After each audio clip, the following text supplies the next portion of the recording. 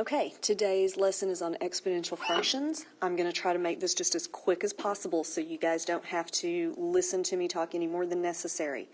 We've already mentioned that our basic form of an exponential function is y equals a times b raised to the x.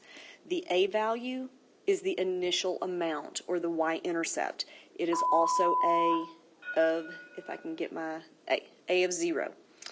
B is the base. This is the only value being raised to the exponent. So it might help some of you to put parentheses around that b. The a is not being raised to the exponent, and you have to be sure that you raise the base to the exponent before you multiply, because exponents come before multiplication in the order of operations. So b is the base. That's what's being raised to the exponent. X, you guys know, that's the exponent. Nice and easy. Now, the parent function is a little bit different from the basic form. So the parent function, I'm going to go ahead and name it f of x because we are calling it a function. Now, I can't actually put a times b raised to the x in my calculator and have it graph anything. So from here on out, we're going to use 2 raised to the x as our parent function for an exponential. All right? So as we look at this, what is my exponent? The exponent is the x. Let me change colors there. X is the exponent. Now, since the 2 is being raised to the exponent, the 2 is the base. All right? Now, if 2 is the base, what would my a value be? In this situation, since there is nothing here in front of the 2, that means my a value is 1. So we do need to pay attention to that. When there's nothing in front of the base, it's an understood 1. Now, for my parent function, let's look at the graph and all of that good information that we need. All right, here's the graph of the parent function, and we've discussed in our activities that our y-intercept is, whoa, that was bad, sorry, 0, 1. That's our y-intercept, and our x-intercept for the parent function does not exist. Okay, there is none because, remember, this is getting closer and closer and closer to the x-axis, but it never actually touches it, because any number that is halved or reduced, it's not going to give you 0. Okay. That wasn't very clear, but we talked about it in class. All right, so there are 2 ways that we can describe exponential graphs.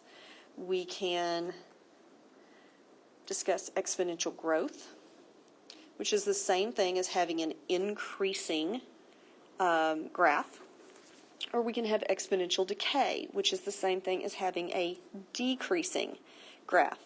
Now remember, we always look at increasing and decreasing from left to right, and we are going to do that same thing for exponential growth and decay. Left to right, is it going up or is it going down? Easy enough.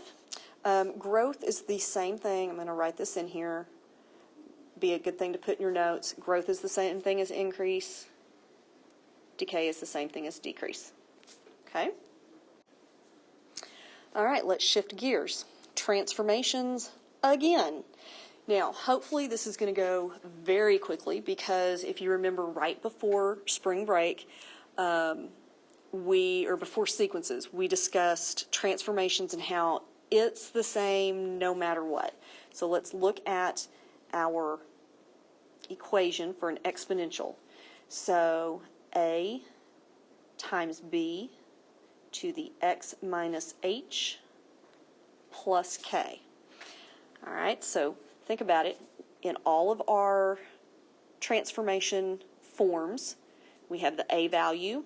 The a vertically stretches it. If the a value is greater than 1, the a value vertically compresses the graph if it's between 0 and 1. And if the a is negative, it reflects it over the x-axis. All of that's the same. Now the h, notice it's attached to the x up there in the exponent. Remember on the rational functions, it had to be under the fraction bar in the denominator. On the radical functions, it had to be under the square root sign. So here it's got to be up in the exponent, and that's still translating it left to right, opposite sign, just like it always has. And then the plus k translates up or down. So again, absolutely nothing different on the transformations. We just have to be sure that we are looking for the h in the exponent, and the a is in front of the base. It is in front of the base. So just keep in mind that our parent function, f of x, equals 2 to the x, let's say plus 2 minus 3.